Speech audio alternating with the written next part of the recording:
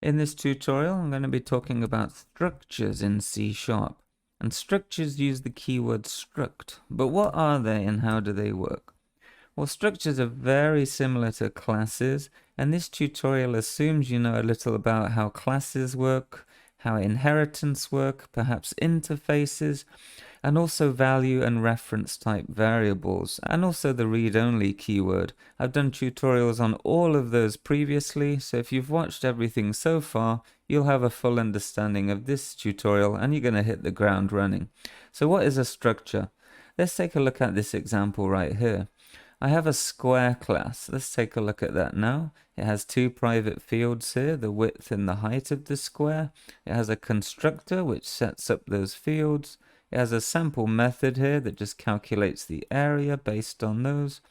And also two public properties here that expose the width and the height. So it's quite simple. So what I'm doing here, I'm instantiating a new object and I'm outputting some sample things to the window. If I run the application now, a square with height 4 and width 5 has an area of 20.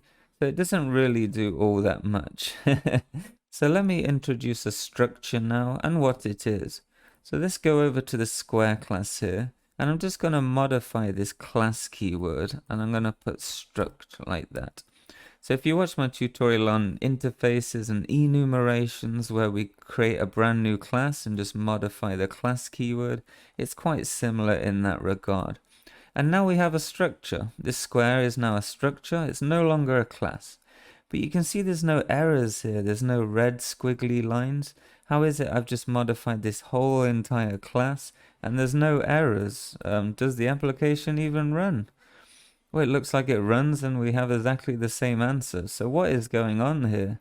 Now this is where structures and classes confuse new developers or developers that don't really have an understanding of value types and reference types. Structures and classes can seem very similar in how they behave. You can see here I've made a structure, it has private fields, it has a constructor, it has methods, properties. So what is the difference here between a structure and a class? Can I just use structures now instead of classes? Or shall I ignore structures completely and only use classes? Well, the answer is you can use both. And one of the main differences between structures and classes is that structures are value types. Now, how does that work? Well, we talked previously that classes are reference types. So if I put this back here, so square is now a class, and I just uncomment this method here. Now this method here, I'm passing in the square, which is now a class, into this method, and I'm modifying some properties here. And I talked about this previously. When you pass a reference type, like this one here, this is a reference type, it lives in the heap area of memory, to a method, then it's passed by reference, and that means the method can access the memory on the heap, so it works with the original object. And when the method is finished here, we still have access to the changes made from within inside this method. So if I run this application now, we're going to see these changes reflected in the output here. So let's take a look at that. So you can see here 20, 20, and 400 for the area. So it's a reference type variable right here. It lives on the heap. Now let's change this back into a structure and see what happens. So now this is a structure. I mentioned previously that structures are value types and not reference types. So these changes will not be reflected in the output. And that's because the method works with a copy of the value type. So anything changed in here, it's just reflected on the copy. So the changes will not persist. So we're going to see 5 and 4 like we did previously, as you can see there. So that is one of the main differences between classes and structures, is that classes are reference types and structures are value types. That's one main feature of structures. So let's take a look at some other differences between structures and classes, as they are quite similar and they seem to operate the same. So let's talk about the differences.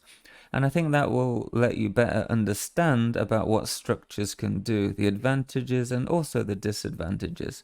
So with structures, we cannot use inheritance. So classes, for example, we can inherit from a base class, But when we try to do that with structures and we hover over this, it says shape in interface list is not an interface. What does that mean? Quite cryptic, isn't it?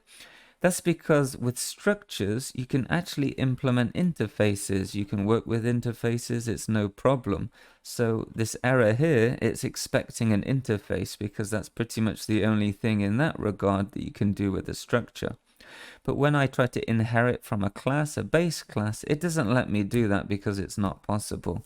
So the whole concept of inheritance does not exist with structures. So that's one advantage a class would have over a structure. So we cannot inherit from a base class, but the structure itself also cannot be an abstract class or a base class. And that means we can't have virtual methods, for example. So you can see here when I tried to do that, it's not even valid. It's because it's inside a structure. So we can't use the keyword virtual, which means we can't override, which means we cannot do any polymorphic behavior. And remember, that's the concept of method overriding, for example. So we can't use virtual, we can't use abstract, so we can't pretty much use anything with regards to inheritance or anything like that with structures. There are a lot more simpler types than classes. So think of it that way. A structure is more simple than a class.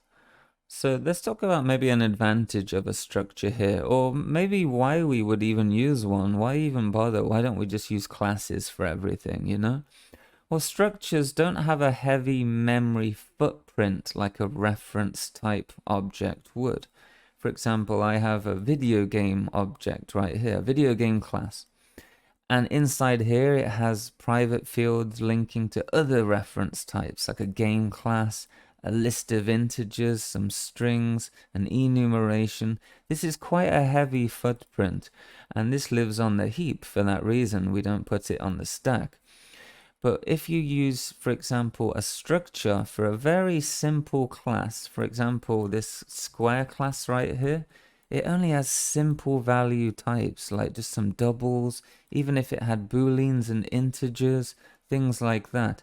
It's going to operate a lot quicker than allocations and deallocations on the heap. So when working in the stack area of memory with simple value types and even structures, then it's going to operate a lot quicker. And allocations, again, are a lot speedier and cheaper as well. So this is an advantage of using a structure. So you may think, okay, what if I have a reference type inside a value type? So for example, a list of integers is a reference type variable. And then I go ahead and put this inside my structure, which is a value type. Yes, it's possible. You can see there's no errors. The application is going to run, but this is considered bad practice. You should not do this. And this kind of defeats the point of using a structure in the first place, which brings me back to my next point. Only use a structure if you have a container for simple value types. So for example, this square here, it has a width, which is a double. It has a height, which is a double. If it has a color, maybe you could represent this by an integer, and that integer might reference something to do with a color. So for example, white might be 0, black might be 1, red might be 2. So these are working with simple value types here. So a structure in this instance would be perfect because it itself is a value type, but I'm also using value types within. I never plan on using inheritance. I never plan on using polymorphism. I never plan on other structures or things inheriting from this. So therefore, a structure would be a good choice for this. It's simple, it's quick, it uses value types. I never want to expand on it to do with inheritance. If all those boxes are checked, use a structure. But as soon as we start thinking things like, okay, I think this square should inherit from a base class shape, and maybe the color could be an enumeration, and maybe it would have a list of pixels and things like that, and we start introducing inheritance and heavy and reference type fields here, then no, we don't want a structure, we want to use a class. So it basically, in a nutshell, use a struct if you have a cheap object, but use a class if you want to expand it and use heavy reference type objects. That's basically the difference and why you should use one and not the other. So one of the main advantages a strut has over being a value type and everything to do with that is that you can mark the entire structure as read-only. Now, if you watch my tutorials on read-only, you'll understand what it does. It's an immutable data type. Once you've set a value, you cannot change it, and there's lots of reasons for that. So if I try to mark this entire class as read-only, I hover over this, you can say it's not valid for this item. But if I make a read-only structure, like this for example, then there's no problem at all. Obviously, there are a couple issues to do with that. So you can see instance fields of read-only struct must be read-only. So these do need to be read-only as well. And the other thing, of course, we can't use the set modifier if things are read-only. We have to either initialize in the field declaration here, so initialize here, or within the constructor right here. And if you watch my tutorial on read-only, you will remember that and understand that, but I thought I'd just mention it again. So with structures, you can mark the entire structure as read-only, which you cannot really do on a class using this keyword. And you'll see maybe moving forward with your programming ventures, you'll see this is quite common practice as well when working with structures. So this is one powerful thing you can also do when working with structures. But I think the main takeaway from this is don't be afraid to use structures and experiment, but only use them for simple containers. So things like squares where you have simple value types. As soon as you start talking about heavy loaded reference types, then in that case use a class. But structures are very good for working with like quick mock-up applications or simple things like these. So I hope this tutorial helped you.